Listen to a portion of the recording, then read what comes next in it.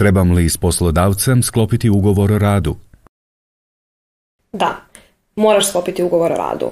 Ako nisi potpisao ugovor o radu, tvoj poslodavac dužan ti uručiti pisanu potvrdu o sklopljenom ugovoru prije nego što počneš raditi. Od početka rada imaš sva prava iz zdravstvenog i mirovinskog osiguranja.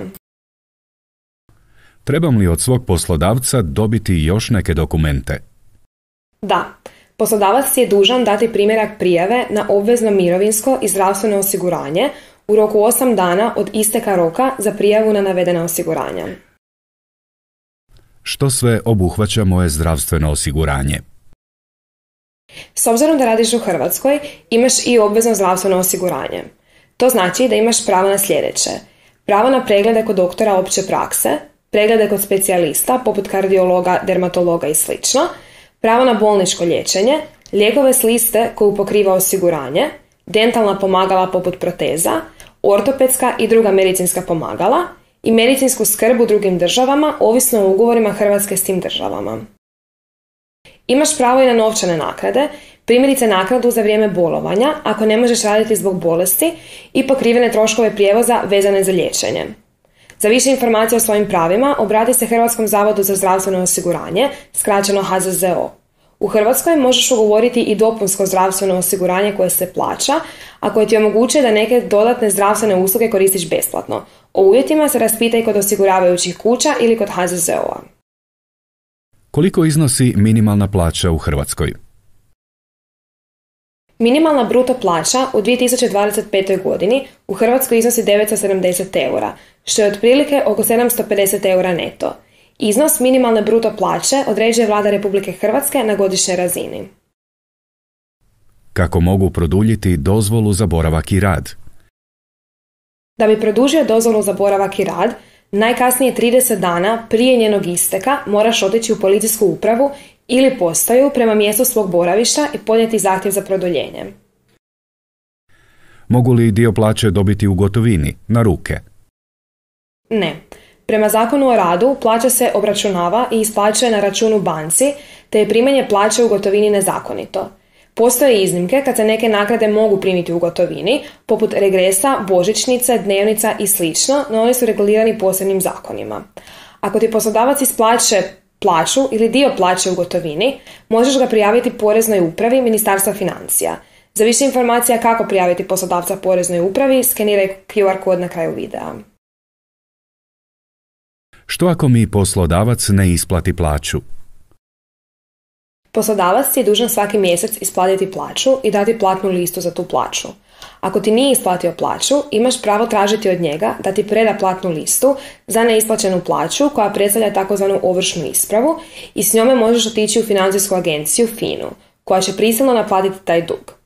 Ako poslodavac odbija izdati platnu listu, potrebno je tražiti od Državnog inspektorata da naredi poslodavcu da ju preda, a ako i dalje to poslodavac neće učiniti, možeš pokrenuti sudski postupak. Na kraju, neisplata plaće je kazneno djelo, te možeš poslodavca prijaviti policiji. Što ako dobijem otkaz? U Hrvatskoj možeš raditi samo na onim poslovima za koje ti je izdana dozvola za boravak i rad i samo kod onog poslodavca za koje ti je dozvola za boravak i rad izdana. Ako smatraš da je tvoj otkaz nezakonit, imaš pravo podnijeti zahtjev za zaštitu prava radnika kako bi zaštitio svoja prava. Rok je kratak, 15 dana, te nam se što prije javi za besplatnu pravnu pomoć. Što učiniti ako imam drugih problema s poslodavcem? Krši li poslodavac neka druga prava iz radnog odnosa, možeš ga prijaviti inspekciji rada Državnog inspektorata. Primjerice, ako radiš bez ugovora o radu, ako te poslodavac nije prijavio na mirovinsko i zdravstveno osiguranje, ako radiš bez prava na stanku ili godišnji odmor. Počini li poslodavac prema tebi kazneno djelo, na primjer zlostavljanje na radu, možeš ga prijaviti policiji. Mislim da me poslodavac diskriminira. Što mogu učiniti? Poslodavcima je zabranjeno diskriminirati radnike na osnovi rase ili etničke pripadnosti ili boje kože, spola, jezika, vjere, političkog ili drugog uvjerenja, nacionalnog ili socijalnog podrijetla, imovnog stanja, članstva u sindikatu, obrazovanja, društvenog položaja, bračnog ili obiteljskog statusa, dobi, zdravstvenog stanja, invaliditeta, genetskog nasljeđa, rodnog identiteta, izražavanja ili spolne orijentacije. Ako smatraš da si diskriminiran, možeš podnijeti prijavu inspekciji rada Državnog inspektorata ili se obratiti pučkoj pravobraniteljici, pravobraniteljici za ravnopravnost spolova, ako se diskriminira na temelju spola, bračnog ili obiteljskog statusa ili spolne orijentacije, ili pravobraniteljici za osobe s invaliditetom, ako se diskriminiran na temelju invalidnosti. To su neovisne institucije koje promiču i štite ljudska prava i slobode u Hrvatskoj. Za više informacija o tome kako prijaviti diskriminaciju, skeniraj QR kod na kraju videa. Kako i kome se javiti za pravnu pomoć? Za besplatnu pravnu pomoć HPC-u se možeš obratiti na nekoliko načina.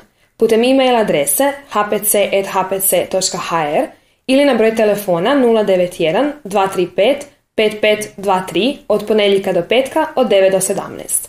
Informacije možeš potražiti i u One Stop Shopu, to je centru dobrodošlice za sve strance u Zagrebu, također na nekoliko načina. Dolaskom na adresu Petrinska ulica 31, putem e-mail adrese integracija.stranaca@zagreb.hr ili na brojevima telefona 01 700 1974 ili 091 162 2129. Radno vrijeme One Stop Shopa je ponedjeljkom, srijedom i petkom od 8 do 16, te utorkom i četvrtkom od 10 do 18. Ne ustručavaj se. Slobodno nas kontaktiraj za pomoć. Za kraj, ne zaboravi skenirati QR kod na kraju videa koji te vodi na bazu korisnih pitanja i odgovora na engleskom, kao i na registar korisnih kontakata u Zagrebu. Među pitanjima i odgovorima pronaći ćeš i detaljnije odgovore na pitanja iz područja radnog prava i zdravstvenog osiguranja.